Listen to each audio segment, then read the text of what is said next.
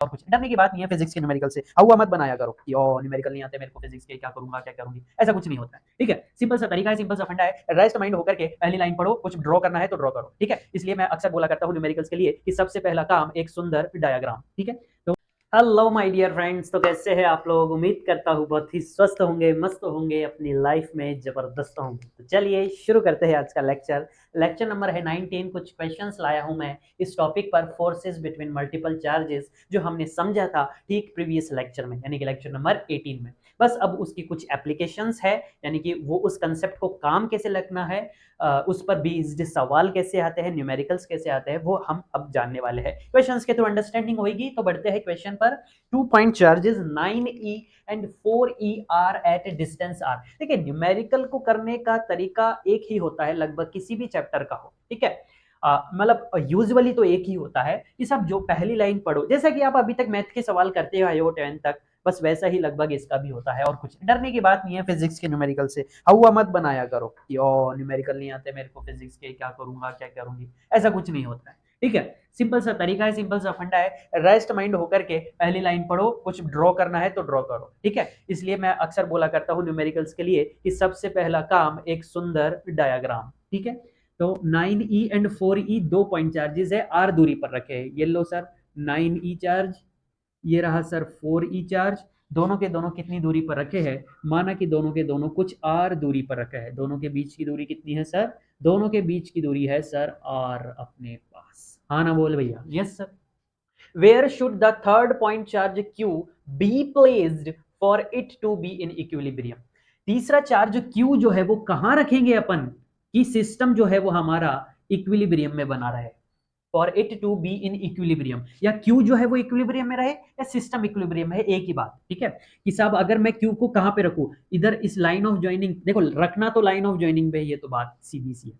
हाँ मतलब यहाँ पर कहीं पे भी रख सकते हैं, लेकिन यहाँ पे ऐसी कोई सिचुएशन दिख नहीं रही। यहाँ पर भी इस कहीं पर भी रख सकते हैं। देखिए यहाँ पर नहीं रख सकता जी, सीधी सी बात है। क्यों सर? देखिए लाइन फोर्स की तरफ लगता है लाइन ऑफ ज्वाइनिंग के अलावा, तो इन दोनों की लाइन ऑफ ज्वाइनिंग ये हो गई, तो फोर्स लग रहा है इस तरफ F1 कुछ, ये हो गई कुछ F1 F2 कुछ, दोनों का रिजल्टेंट आएगा कुछ ना कुछ। ये वेक्टर लॉ सीधा सीधा कहता है कि दो वेक्टर अगर जा रहे हैं तो बीच में कहीं पे निकल रहा होगा पैरेललोग्राम लॉ से। तो यहाँ पर तो इस पर फोर्स जीरो नहीं हो सकता। सर फोर्स जीरो क्यों करना है? देखो इक्विलिब्रियम लिखा है ना, इक्विलिब्रियम का क्या मतलब होता है कि उस पर नेट फोर्स क्या हो? जीरो हो। उस पर नेट फोर्स क्या हो? जीरो हो। पर इसमें तो कुछ फोर्स आ रहा है बीच में, नेट फोर्स जीरो नहीं आ रहा। यहाँ पर क्या मतलब है? Q, if Q is in equilibrium, if Q is to be in, देखो इसमें लिखा है ना टू बी इन इक्विलिब्रियम, कि Q इक्विलिब्रियम में रहे, ऐसी जगह रखना है। If Q is to be in equilibrium, then इसका मतलब क्या हुआ कि फोर्स, नेट फोर्स जो होगा Q पर वो कैसा होगा? जीरो होगा। नेट फोर्स मतलब ये जो फोर्स लगा रहा होगा, ये जो फोर्स लगा रहा होगा, दोनों का रिजल्टेंट फोर्स जो हो रहा होगा वो कितना आएगा? इस पर जीरो। बट यहां पर रखेंगे तो नहीं आएगा, इसी तरह यहां पर रखेंगे तब भी कुछ नहीं आएगा, इधर कुछ बन रहा होगा, इधर कुछ बन रहा होगा, तब भी जीरो नहीं हो सकता। तो जीरो किस सिचुएशन बनेगा? अगर इस लाइन ऑफ ज्वाइनिंग के परपेंडिकुलर यहां पर कहीं पे रखेंगे तो तब भी देखो कुछ बन रहा होगा, ये देखो। तो इस सिचुएशन में भी नहीं आएगा। नीचे रख लो चाहे ऊपर कहीं पे रख लो, यहाँ पे रखेंगे तब भी जीरो नहीं आ सकता। ये कुछ बना रहा होगा, ये कुछ बना रहा होगा, रिजल्टेंट कुछ आ रहा होगा। तो सर ऐसी किस जगह रखे कि वेक्टोरियली देखने पर उसका रिजल्टेंट जीरो आ जाए? सर एक सिचुएशन हो सकती है कि क्यू ऐसी जगह रखा जाए कि 9e उस पर कुछ इस दिशा में लगा रहा हो और 4e ठीक अपोजिट दिशा में लगा रहा हो, और दोनों इक्वल लगा रहे हो, तब ये जीरो आ सकता है। ऊपर नीचे भी आ सकता है, अगर ऊपर नीचे लगा रहे हो, यहाँ की बजाय ऊपर नीचे कर रहे हो, लेकिन ऊपर नीचे पॉसिबल नहीं हो पाएगा कि साहब अगर इसके ऊपर यहाँ पर भी रखोगे तो ये तो नीचे लगा देगा, बट ये इसके ऊपर थोड़ा ना लगाएगा, ये तो इसकी लाइन ऑफ ज्वाइनिंग के इधर ही लगेगा। तो ऐसा पॉसिबल नहीं। तो ऐसा तभी हो सकता है जब इस लाइन ऑफ ज्वाइनिंग के, इन दोनों की लाइन ऑफ ज्वाइनिंग के बीच पे कहीं पे रखे, तब इस पे ये जो फोर्स लगा रहा होगा कुछ F1 और ये कुछ लगा रहा होगा इधर F2, वो दोनों फिर ठीक अपोजिट दिशा में होंगे, और ऐसी जगह रखेंगे कि ये दोनों लगने वाले फोर्स क्या हो जाए? बराबर हो जाए, ताकि सिस्टम आपका क्यू जो है वो किस में बना रहे? इक्विलिब्रियम। इसका मतलब क्या है कि F1 और F2 दोनों का मैग्नीट्यूड क्या हो जाए? बराबर हो जाए। इसको आप डायरेक्शन वाइज तो आप इसको ऐसे लिखोगे, इस कंडीशन को डायरेक्शन वाइज तो ऐसे लिखोगे क्योंकि डायरेक्शन दोनों की अलग है, और मैग्नीट्यूड जो होगा दोनों का वो आपस में कैसा होगा? बराबर होगा।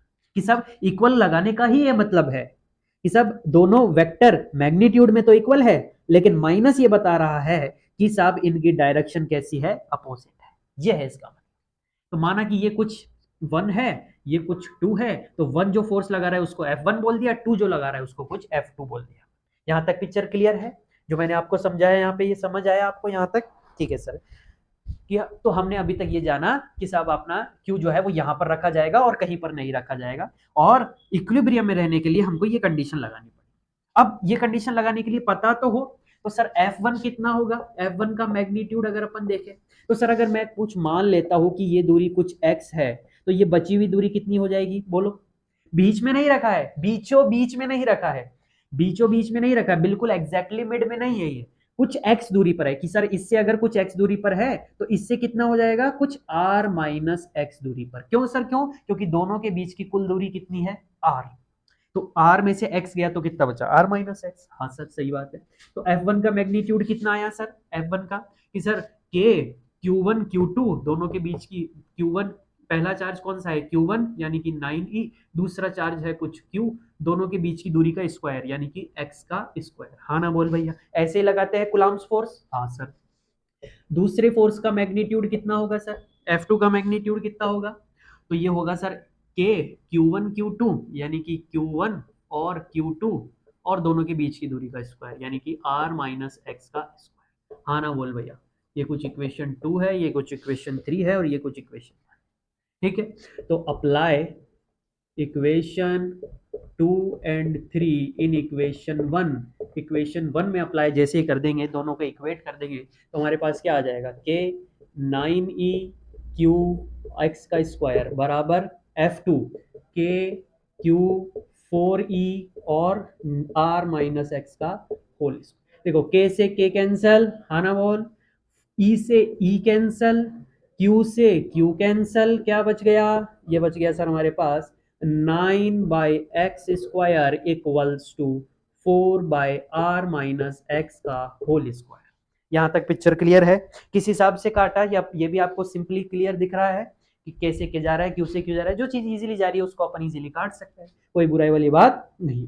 अब अगर दोनों तरफ अपन क्या ले ले, स्क्वायर रूट ले ले, taking square root both sides, दोनों तरफ क्या ले लिया जाए, स्क्वायर रूट ले लिया जाए, तो अपने पास क्या बचेगा सर कि सर 9 का स्क्वायर रूट 3, एक्स स्क्वायर का x, 4 का स्क्वायर रूट 2, और ये भी एक स्क्वायर क्वांटिटी है तो इसका क्या बन जाएगा, x।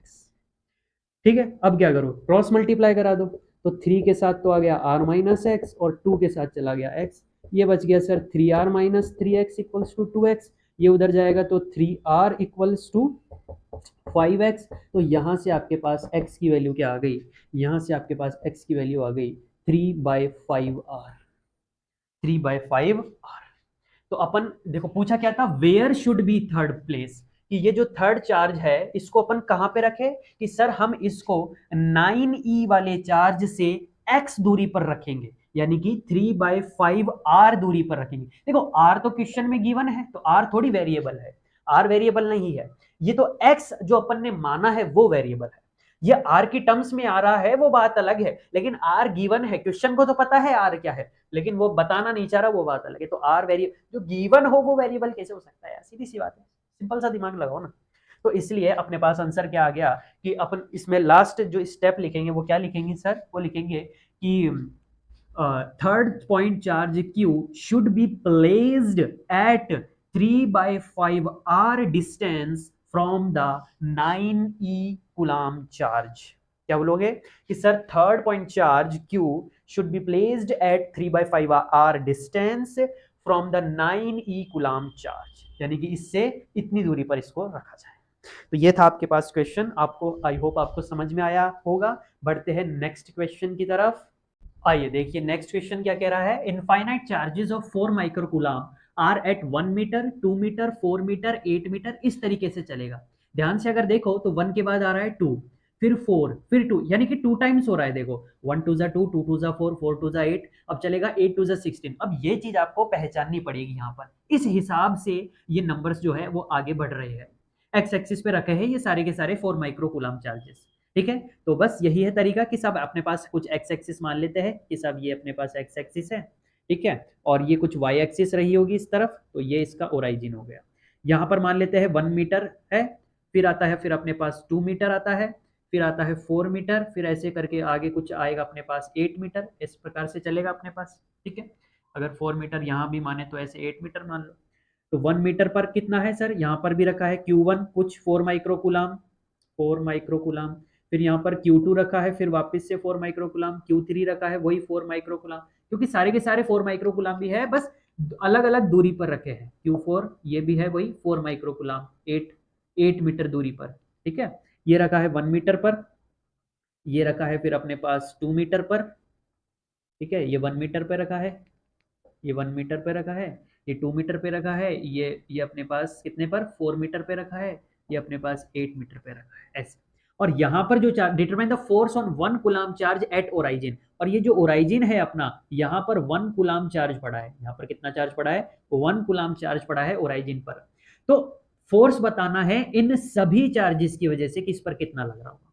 अब ध्यान से अगर आप देखें तो ये सारे के सारे पॉजिटिव चार्जेस हैं, 1 कूलाम भी पॉजिटिव चार्ज है अपने आप में, अरे प्लस ही तो लग रहा है सब में, नहीं लग रहा वो बात अलग है, लेकिन माइनस तो नहीं लग रहा ना, यानी कि ऑटोमेटिकली ये सब प्रूव्ड है कि बस सब पॉजिटिव है। तो और पॉजिटिव चार्जेस दोनों के दोनों पॉजिटिव है, both like charges repel each other, तो ये भी इसको इधर धकेल रहा होगा, ये वाला चार्ज भी इसको इधर धकेल रहा होगा, ये वाला, क्योंकि रिपेल करेंगे ना इसलिए दूर भगाएंगे। तो सारे के सारे चार्जेस की वजह से जो फोर्स की डायरेक्शन आएगी वो किस तरफ आएगी, वो इस ही तरफ आएगी, सारी के सब सभी की वजह से। इसको अगर 1 माने तो F1 F2 F3 ये सारे के सारे डायरेक्शन इसी तरफ आएंगे। आगे अगर और भी चार्जेस चल रहे होंगे तो, जो कि चल रहे हैं, ऑब्वियसली चल रहे हैं, तो इन सभी की वजह से नेट फोर्स अपन को बताना है, determine the force on 1 coulomb charge, सभी की वजह से। तो बस F1 क्या होगा, F1 बताओ कि सब के Q1 कितना है 1 कूलम्ब चार्ज, Q2 कितना है, अरे F1 किसकी वजह से, इसकी वजह से। तो अगर मैं इसको Q0 मान लूं, तो अगर मैं इसको Q0 मान लूं तो Q0 और Q1 के बीच में लग रहा है F1 फोर्स, और दोनों के बीच की दूरी का स्क्वायर। ठीक है, दोनों के बीच की दूरी कितनी है 1 मीटर, इसका स्क्वायर। ठीक है, इसी प्रकार से अब K0 कितना है 1 कूलाम और Q1 कितना है 4 माइक्रोकुलाम, और दोनों के बीच की दूरी का स्क्वायर। इसी प्रकार से F2 बताओ क्या होगा, K Q2, अब F2 लग रहा है Q2 की वजह से, तो और किस पर लग रहा है Q0 पर, तो Q0 और Q2 के बीच में फोर्स लग रहा है F2, और उनके बीच की दूरी का स्क्वायर, इन दोनों के बीच की दूरी कितनी है सर 2 मीटर का स्क्वायर, तो K 1 कूलाम और 4 माइक्रोकुलाम, और दोनों के बीच की दूरी का स्क्वायर वही 2 मीटर का स्क्वायर। सिमिलरली आप F3 भी बता दो फटाफट, डायरेक्ट लिख रहा हूँ कि Q0 तो क्या है, डायरेक्ट लिख देता हूँ 1 कूलाम और 4 माइक्रोकुलाम। अब की बार दोनों के बीच की दूरी कितनी है कि सर यहाँ से यहाँ के बीच की दूरी है सर 4 मीटर, इसका स्क्वायर। इसी प्रकार से F4 बताओ मेरे को कि सर K Q1 Q2 यानी कि 1 कूलाम, और दूसरा है हमारे पास वापस से वही 4 माइक्रोकुलाम, और दोनों के बीच की दूरी का स्क्वायर। अब की बार दोनों के बीच की दूरी कितनी है 8 मीटर। यहां तक आई होप आपको समझ में आया होगा, सिंपली अपन ने कूलाम्स लगाया है। तो नेट फोर्स कैसे करेंगे, नेट फोर्स अगर अपन को निकालना होगा Q0 पर यानी कि इस पर, तो इन सभी फोर्सेस का क्या हो जाएगा, ऐड हो जाएगा। लेकिन याद रखना वेक्टर सम होता है, अब वेक्टर सम करेंगे तो पहला भी इधर लग रहा है, दूसरा भी, तीसरा, चौथा, पांचवा, सारे के सारे एक ही दिशा में लग रहे हैं, यानी कि सिंपली अपन सबको क्या कर देंगे, ऐड कर देंगे। तो अगर आप वेक्टोरियली भी ऐड करो तो आप वेक्टोरियली भी ऐड कर सकते हो, आप वेक्टोरियली भी ऐड कर सकते हो ये सारे के सारे चार्ज F3 F4 और भी जितने भी होंगे, तो आप चाहो तो वेक्टोरियली भी ऐड कर सकते हो। चलो वेक्टोरियली ऐड करते हैं। तो F1 ये तो मैग्नीट्यूड है, लेकिन लग किस तरफ रहा है, माइनस आई कैप में, तो इस मैग्नीट्यूड के आगे क्या लगा देंगे अपन, माइनस आई कैप लगा देंगे ऐसे। तो ये F1 का वेक्टर फॉर्म हो जाएगा, फोर्स तो वही है लेकिन वेक्टर फॉर्म हो गया बस, और कुछ नहीं। तो K, अब देखो 1 को लिखने का कोई सेंस है ही नहीं, सिर्फ इसको लिख देते हैं 4 माइक्रो को। ठीक है, और बीच की दूरी 1 है तो इसको भी लिखने का कोई सेंस नहीं, क्योंकि 1 का स्क्वायर करेंगे तो 1 ही तो आएंगे। ठीक है, और साथ में क्या है माइनस आई कैप, प्लस F2 की बात करेंगे तो F2 क्या है सर, वही के ये सब, और F2 भी किस दिशा में लग रहा है, माइनस आई कैप में। अरे माइनस आई कैप तो पता है ना क्या होता है, एक्स की अपोजिट। ठीक है, अब इसको कंसिडर करेंगे तो के, अब देखो 1 को कंसिडर नहीं कर रहे हैं क्योंकि 1, अरे यार 1 इंटू सब कुछ क्या होता है 1 ही तो होता है, और नीचे क्या है 2 का स्क्वायर है 4, और ये भी किस तरफ है माइनस आई कैप, प्लस ऐसे ही ये वाला आ जाएगा अपने पास के, 1 को कंसिडर करने का कोई सेंस नहीं है, 4 माइक्रोकुलाम, और 4 का स्क्वायर क्या आ गया 16, और ये भी माइनस आई कैप में है। इसी प्रकार ये भी आ जाएगा अपने पास 4 माइक्रोकुलाम, ठीक है, कूलाम अभी यूनिट के साथ क्यों लिखेंगे। और 8 का स्क्वायर क्या हो गया 64, और ये भी किसमें है माइनस। तो यहाँ तक आपको आई होप क्लियर हो रहा होगा। अब देखो कॉमन वाली चीजें ले लेते हैं अपन, ठीक है, पहले कट कर लेते हैं। देखो 4 से 4 गया, 4 4 जा 16 और 4 16 जा। माइक्रो जो है माइक्रो को भी कॉमन ले लेते हैं, माइक्रो को भी क्या ले लेंगे कॉमन ले लेंगे। तो के आ गया बाहर, ठीक है। अच्छा ये नहीं कट सकता ना, हाँ ये नहीं कट सकता, तो एक काम करते हैं ना, हम्म, ये नहीं कट सकता तो क्या हुआ, अपन क्या करते हैं कि इसको जो है रहने देते हैं ना, इसको रहने दो, फिर काटो मत, कैंसिल मत करो, नहीं तो फिर क्या कॉमन नहीं आ पाएगा, आपको कॉमन लेने में दिक्कत होगी, फिर आपको कॉमन लेने में दिक्कत होगी फिर। ये लो रहने दो 64। अब देखो कॉमन क्या क्या आ रहा है सर, अपने पास कॉमन आ रहा है के और 4 माइक्रो, के और 4 माइक्रो, के और 4 माइक्रो, ये अपने पास क्या आ रहा है सर कॉमन आ रहा है। तो के और 4 माइक्रो को मैंने क्या ले लिया कॉमन ले लिया, और माइनस आई कैप तो वो अपन बाद में लगा देंगे। और अंदर क्या क्या बच रहा है 1, इधर बच रहा है सर 1/4, इधर बच रहा है 1/16, इधर बच रहा है 1/64, और साथ में क्या चल रहा है माइनस का आई कैप। यहां तक आपको समझ आया या नहीं आया, इसके आगे भी चलेगा ना, अरे आगे भी तो चलेगा इसके, नहीं क्या, ये देखो आगे भी इसके चल रहा होगा, क्यों सर क्योंकि फोर्स तो खूब सारे हैं, अरे फोर्स तो और भी तो है, क्योंकि अपन ने बने भले ही बनाया नहीं लेकिन यहाँ पे चार्जेस और भी तो है जैसा कि क्वेश्चन बता रहा है, इसलिए तो फोर्स तो और भी है, लेकिन अपन ने यहाँ तक कंसिडर करा है। अब अगर आप ध्यान से देखो तो ये जो चीज बन रही है, ये क्या बन रही है, ये एक ज्योमेट्रिक प्रोग्रेशन बन रहा है, ये एक ज्योमेट्रिक प्रोग्रेशन बन रहा है, जीपी बन रही है, जिसकी फर्स्ट टर्म आपको दिख रही है और कॉमन रेशियो भी आपको दिख रहा है। 11th 11th में हालांकि बेसिक्स में आपने ये पढ़ी होगी, फिर भी नहीं पता तो आपको ये पता होना चाहिए कि जिस प्रकार आप 10th में बायो वाले बच्चों को दिक्कत अगर आ रही हो, तो जिस प्रकार आप 10th में एपी पढ़ के आए हो, उसी तरह मैथ वाले बच्चों को जीपी पढ़ाई जाती है 11th में, जो कि बेसिकली क्या होती है, एपी में तो क्या होता है प्लस हो रहा होता है, प्लस हो रहा होता है डी बार बार में, ए प्लस डी, ए प्लस टू डी प्लस हो रहा होता है, इसमें मल्टीप्लाई हो रहा होता है, जो मल्टीप्लाई हो रहा था उसको बोलते हैं कॉमन रेशियो, उसमें बोलते थे कॉमन डिफरेंस, डी को बोलते थे, इसको बोलते हैं कॉमन रेशियो। अब ये कहां तक जा रही है, ये पता नहीं कहां तक जा रही है, इनफाइनाइट तक जा रही है ये।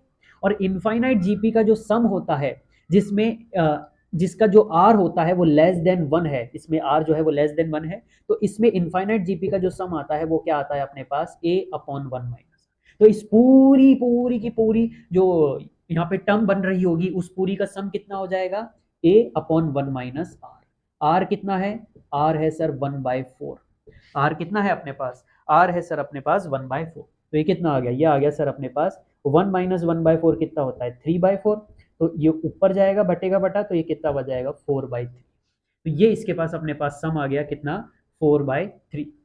ठीक है सर, तो फाइनली अपने पास जो नेट फोर्स आया Q0 पर वो कितना आया sir K into 4 micro coulomb, और इस पूरे का सम कितना आया सर 4/3 और माइनस का आई कैप, माइनस का आई कैप। आप चाहो तो इसे सोल्व कर लो, के की वैल्यू लिख दो 9 टाइम्स 10⁻9, ठीक है 4 हो गया, माइक्रो होता है 10⁻⁻6, ये आपको पता होना चाहिए, 4/3 और माइनस का आई कैप।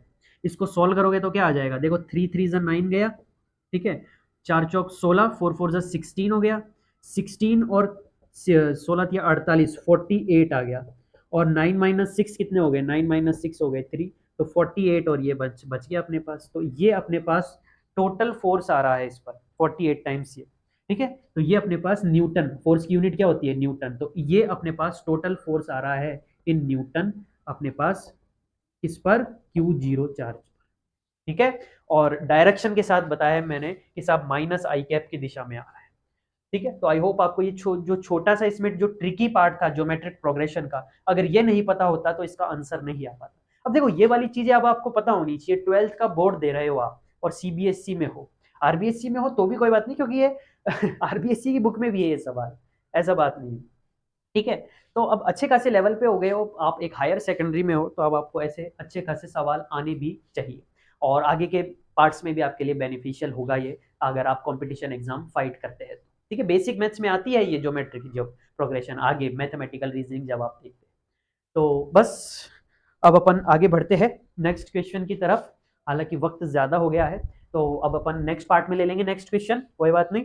बस आज के लिए यही क्वेश्चंस काफ़ी है। मिलते हैं नेक्स्ट लेक्चर में, तब तक के लिए स्वस्थ रहिए, मस्त रहिए, पढ़ाई में व्यस्त रहिए। All the very best.